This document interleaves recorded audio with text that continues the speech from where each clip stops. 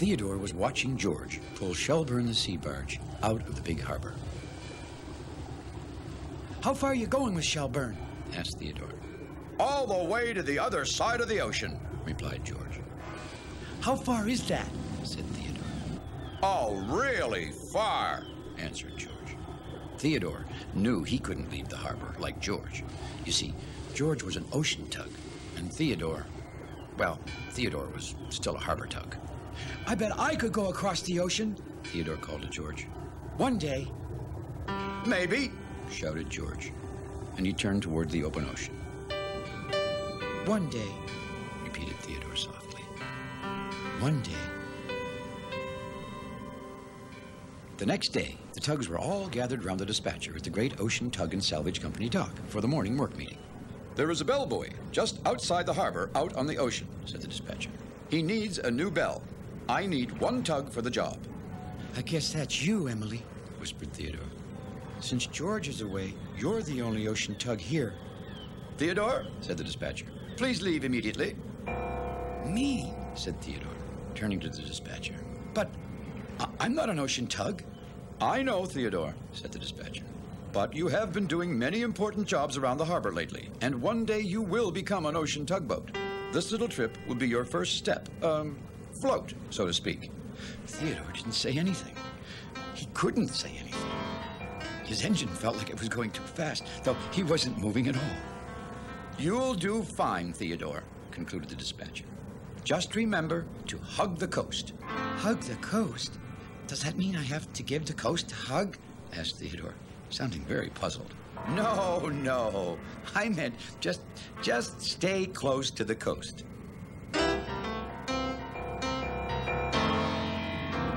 A little later, Theodore set off for the ocean. Bedford saw Theodore coming towards him. He was happy Theodore was coming to visit, and he began to ding his bell excitedly. Then, the most surprising thing happened. Theodore just kept sailing right past Bedford. Theodore, Called Bedford. where are you going? Oh, I'm an ocean tug now. Called Theodore. How wonderful those words sounded to him. Ocean tug. That's great. Said Bedford. How far are you going? Theodore didn't answer Bedford. He was too excited. I hope we'll still be friends when you get back. Bedford called quietly. Theodore hurried along, and with each drum of his engine, he knew he was going further and further from the harbor. I wonder how far I am now. He wondered. Theodore gazed back at the big harbor. Somehow, it had never seemed so small before, and somehow he had never felt so big.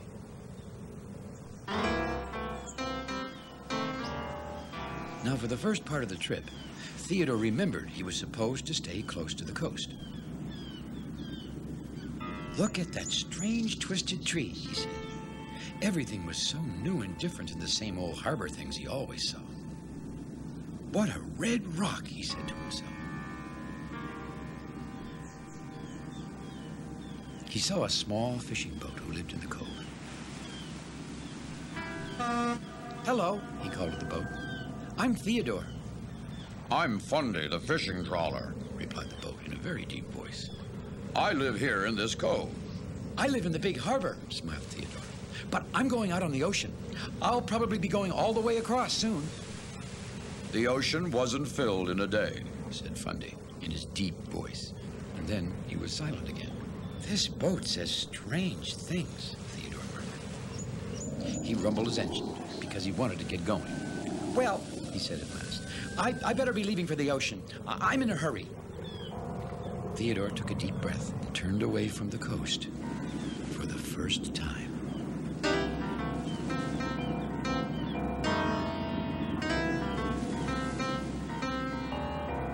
Soon, too soon it seemed, Theodore could see a bell buoy. Well, that must be Blandford, He said to himself. I guess this is as far as I get to go. Hello, He called to Blandford. I'm Theodore, the new ocean tug, and I brought your new bell. Many thanks, said Blandford. Haven't seen you out here before. Oh, you'll probably be seeing a lot of me, said Theodore. I'll be going across the ocean soon. That's because I'm the new ocean tug. Do you know Bedford Bowie? He's a friend of mine, said Blandford. Sure, replied Theodore. But he just lives in the harbor. I probably won't see him much anymore since I'll be out on the ocean most of the time. Theodore turned to head back home, and that's when he saw a surprising sight. There, not too far away, was Owen, the giant oil rig. Now, Owen is Theodore's friend. Well, what's Owen doing out here? Asked Theodore. That's where he works, replied Blandford. So that's where Owen goes when he's not in the harbor, said Theodore. Well, Theodore knew he was only supposed to go as far as Blandford, but the thought of visiting Owen made his engine skip a beat. Theodore pooted up a puff of smoke that announced, Theodore the ocean tug, just crossing the ocean some more. And he was on his way. Well, Owen was a lot further away than he looked, and by the time Theodore pulled up beside him, Theodore was puffing away as tired as can be. Say, if that isn't Theodore Tugboat, boomed the big rig.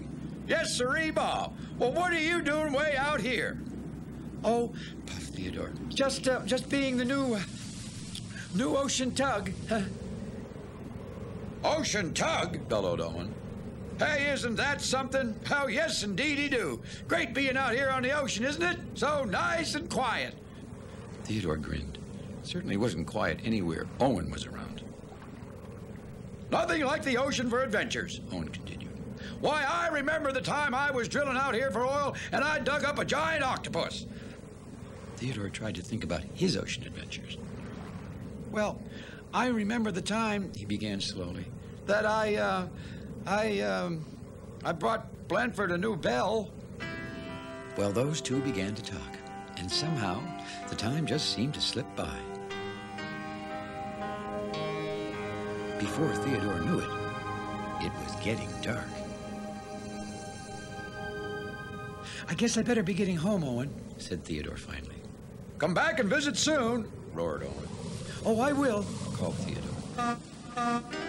Theodore set off again towards the big harbor. But then he slowed down. With a shiver, he realized he didn't know where the big harbor was. I think, said Theodore to himself, I think I've gone too far. Theodore didn't know his way home. The water under his hull felt deeper. All around him, he saw nothing but ocean. Did the ocean suddenly get bigger? He wondered. That ship must be going toward the harbor. Theodore turned to start following the ship. Theodore? It was Owen again. If you're going to the harbor, it's the other way, Owen hollered. Oh, that ship must be going further out on the ocean, said Theodore. Yes, sirree, Bob, boomed Owen. I didn't know the ocean was so big, he said softly. I hope I can find my way home. Finally, Theodore could see Blandford Buoy. Then he stopped again. Now which way do I go, he wondered. I thought you were going back to the harbor, said Blandford. I was, replied Theodore. I mean, I am. Blandford, where is the harbor? Oh, just hug the coast and you'll be home in no time, shouted Blandford. Hug the coast, Theodore said to himself. That's what the dispatcher said. Theodore looked around, and sure enough, there was the coast. He set off again, already feeling a bit better.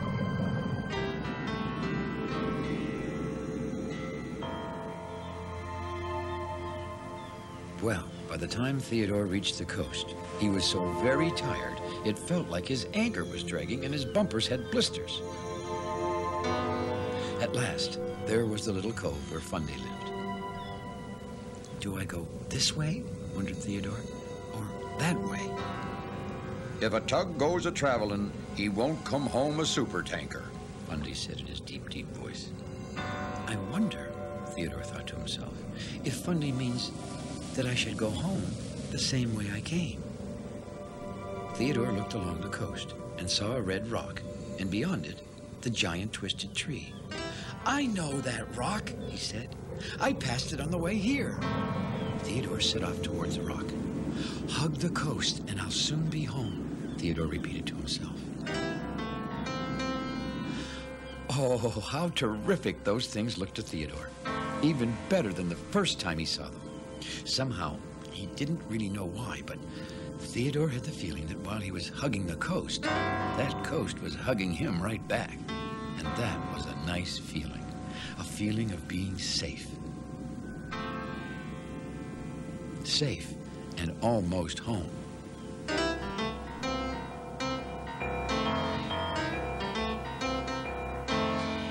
Finally, Theodore heard a very special sound. Bedford, he shouted.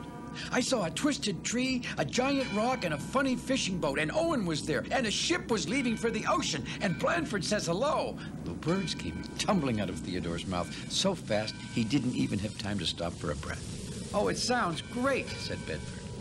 Theodore stopped. It had been kind of great, but it also felt so good to be back in the big harbor. He looked at his good friend, Bedford.